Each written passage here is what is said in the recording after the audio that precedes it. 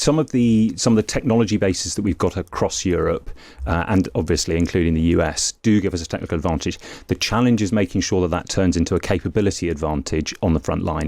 How do you prepare for the threat from Vladimir Putin's Russia to NATO and to Western Europe to freedom, which is, of course, the challenge which all parts of NATO seek to defend. And it's not just about spending more money, it is how the money is spent. So I want to focus on that now. Is defence technology on the NATO side keeping up with where it needs to be? I'm joined now in the studio by John Ridge, who's the Chief Adoption Officer at the Nato Innovation Fund, which deals with investing funds for NATO. It's not part of NATO, but it channels the investment that comes from NATO members.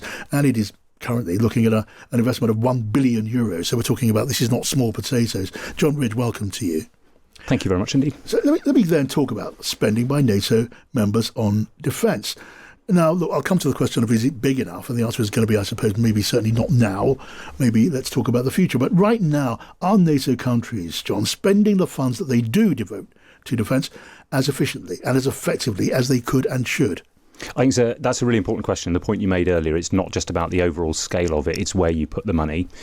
We believe one of the trends that's been interesting over the last couple of decades is the shift of where the really high-tech options and capabilities are coming from. So historically, they've come out of government labs and they've come out of the traditional defence primes. What we've seen quite recently is a shift to startups. And we're seeing this across the world where you're getting often venture-backed startups who are coming out of the commercial sector. And we're seeing technologies like AI and material science and quantum that are coming out of the commercial sector rather than out of the kind of pure defence sector. So that's why we're focused where we are. We're trying to make sure that we can get those technologies, get them developed quickly and get them to the hands of end users as quickly as we can. Keeping up to pace in the technical competition for defence capability, war-fighting capability, that's so important. And I want to come to that too in a moment. But Ukraine, that theatre of war has shown the way, hasn't it, John, to make limited funds and low-cost equipment work well on the battlefield in a fight against a more powerful enemy. Is NATO and NATO members, are they learning those lessons? Yeah, it's really interesting. So the danger with drawing lessons from Ukraine is you look at very specific things. So you focus on drones or whatever else. I think there are some systemic lessons which are really important. There are lessons around the resiliency of an industrial base. There are lessons around the speed of adaptability that you need to be able to field. So we're seeing it's not that you're fielding drones, it's that you're fielding drones and then in hours or days upgrading them with software or hardware upgrades. And that kind of agility is what's giving the Ukrainians the ability to stay right at the cutting edge. Yeah, you can do more for less is the lesson of exactly. Ukraine, but that doesn't mean you don't have to do more as well. Yeah. And the answer to that is yes, you do. So let's talk about the quality then of NATO's defence kit. Because it is surely an advantage of being NATO, of having 30 members. There is this scope for coordination and cooperation in procurement to build a collective defence capability which can knot and mesh together. Exactly. And one of the things that we're keen to see, and we're seeing it already with some of our portfolio companies, is where you see the best startup emerging. And in our case, we invest it's European nations, the 24 nations that came into the fund, where you're seeing the best solution come out of a particular country, then that should then be exported to others. So we're seeing, for example, Arx Robotics, a German uncrewed ground vehicle company, are going to come over, build manufacturing facilities in the UK. We're seeing that with TechEver, one of our other companies, Portuguese drone company, deployed at scale in Ukraine and doing extraordinary work out there. Again, a commitment by them to invest 400 million into the UK to generate 1,000 jobs.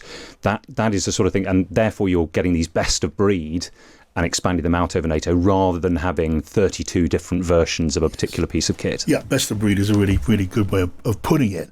And you give some examples there from different NATO members. When you look at them in the round, these defence industries in our collective NATO countries, does it give the NATO side, as it were, our side, a tech advantage?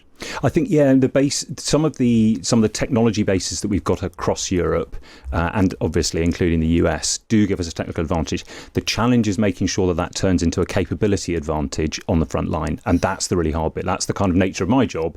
So we've got these startups, they've developed these amazing capabilities. Actually getting them deployed at scale is the tough bit, and I saw this from inside government in my previous job as the innovation director in MOD. There's a big difference between having a great prototype and having fielded capability at scale, which means that you can turn it into something that ultimately we aim to deter. Okay. We don't want to fight the war, we want to be able to deter it by demonstrating how capable we are. Right, now lastly, John, and again, thanks for coming in. I guess this last This last question calls for a small p, political judgment.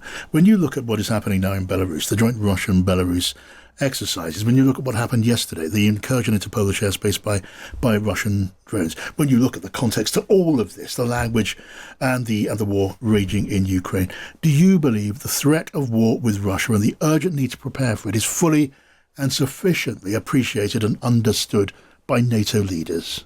There is no one inside NATO who I've spoken to who doesn't believe in the importance of being able to deal with this. I think the attack into Poland recently was really illustrative of how you need to do it differently as well. So you can't afford to keep shooting down Shaheeds with extremely expensive missiles.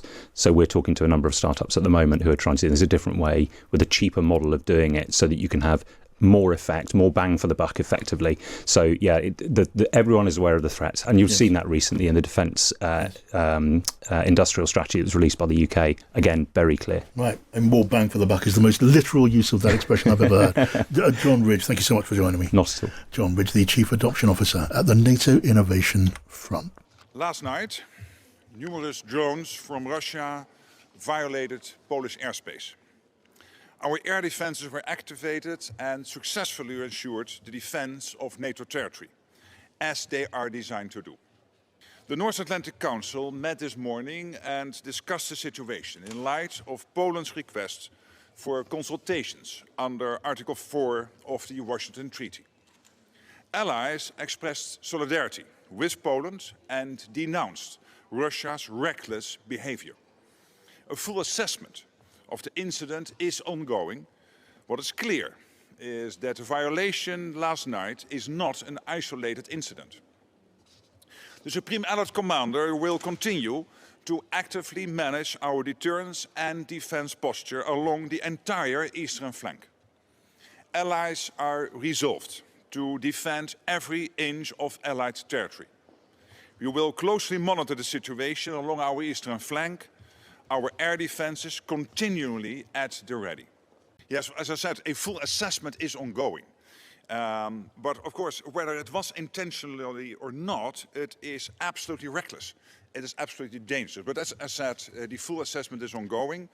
And to Putin, I mean, my message is clear. Stop the war in Ukraine. Stop the escalating war, which he is now basically mounting on innocent civilians and civilian infrastructure. Stop violating Allied airspace and know that we stand ready, that we are vigilant and that we will defend every inch of NATO territory. I think what we have seen last night was a very successful reaction by NATO and allies, including of course Poland itself, but also the Dutch and the Italians and the Germans, everybody involved. And I'm really impressed. So of course we always have to make sure that we are one step ahead. But I think last night showed that we are able to defend every inch of NATO territory, including, of course, its airspace. Thank you so much.